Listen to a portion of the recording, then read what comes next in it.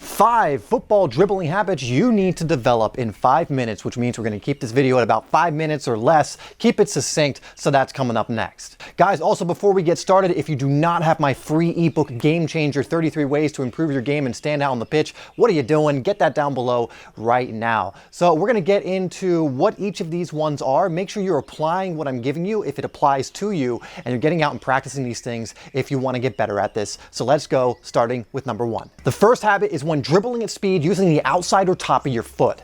A lot of players try and use the inside, especially in the beginner days, but it's very clumsy and very awkward. Getting really good at dribbling with the outside or top of your foot allows you to go at speed, allows you to take close touches and keep the ball in more control while you are dribbling. This is crucial to learn, and you can do many different dribbling drills to learn this technique, but you need to get really good at this technique if you want to dribble effectively. Learn when to accelerate and when to decelerate when you're dribbling. This is crucial. If you can only dribble at one speed, or you can't dribble while you're running, and you also don't know when to decelerate and accelerate, you're missing a lot from your game. You know, knowing when to accelerate when you're dribbling, you can beat opponents just through doing that alone. And also knowing when to decelerate or almost come to a complete stop can also have opponents go flying by you and allow you to create space and beat players. You know, learning how to accelerate and decelerate very effectively not only is great for your dribbling, but also, again, for your skill, creating space and exploiting space and doing so many other things. And so do drills that offer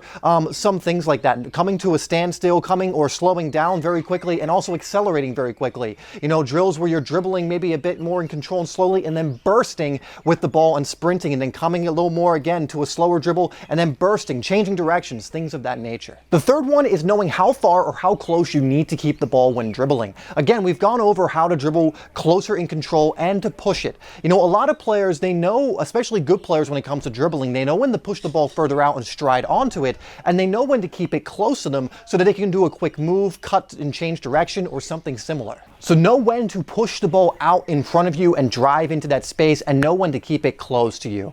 Knowing what to do in different situations with your dribbling is only going to help you maintain the ball, take advantage of space, and so on. Number 4 is learn skill moves that you can do in stride or will help you get into stride. You know, with your dribbling, again, when you're going at a very fast pace, there are certain skill moves you're just not going to be able to do over other skill moves. Again, I like to use Ricardo Kaká as an example, as a player who used to glide and stride through past players using simple touches, feints, changes in direction, little body feints here and there to beat opponents while still moving at a really fast pace. This is a lot harder than it looks, but with a lot of practice you can learn to, again, use these moves, these touches and feints in order to keep yourself at a high speed, which is only going to help you. And so learn certain skills through doing different drills by practicing this that will allow you to do certain things to beat opponents that don't require you to slow down. Now, of course, have skill moves you can use while you slow down, but also work on these feints, work on these touches,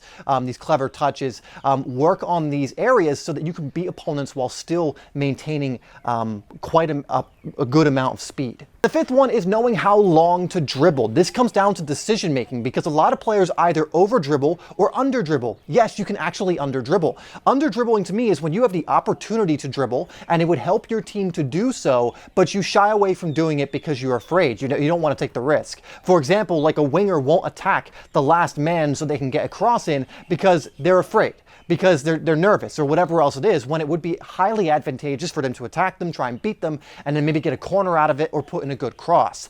Now, over dribbling, that's the more common one, and that speaks for itself. If you're trying to take on 3-4 men every single time, or you're trying to dribble every single time, period, you're probably over dribbling. Sometimes you'll get the ball and pass it right back. Sometimes the opportunity to dribble won't be there. But also make sure you're taking advantage of the times when dribbling makes sense, and to recognize these situations. All right, guys, that's been 5 football dribbling habits you need to develop in 5 minutes. This has been a very succinct video. Hope you enjoyed it. Let me know down below which habits you are going to work on, and I will see you in the next video.